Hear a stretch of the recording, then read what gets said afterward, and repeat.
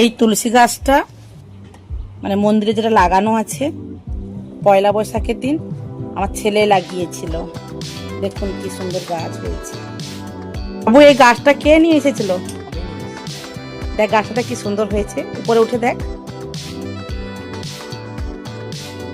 ও বলেছিল যে গাছটা ধরে যাবে, দেখবে। মন্দিরের গাছটা ছোট ছোট হয়ে গেছিল।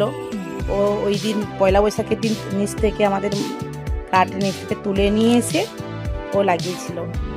সেটা বলে ধরে যাবে, দেখবে কি সুন্দর দেখুন হয়েছে। তো ঝাঁক হয়ে গেছে একদম।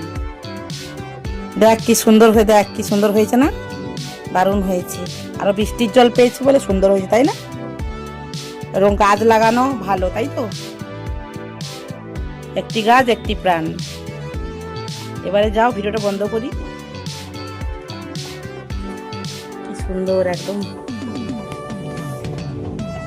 দেখুন কি সুন্দর একদম ঝাঁক হয়ে হয়েছে।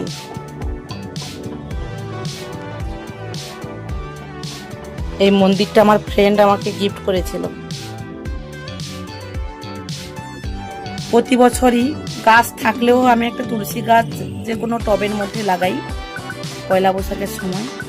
এবারে দেখছিলাম তুলসী গাছটা ছোট হয়ে গেছে। তখন আমার ছেলেকে বললাম, আরে তুলসী গাছ তুলে নিয়ে আয়, লাগিয়ে দিবি। ওই পয়লা বৈশাখের দিন ওই লাগিয়েছিল। সুন্দর হয়েছে গাছটা।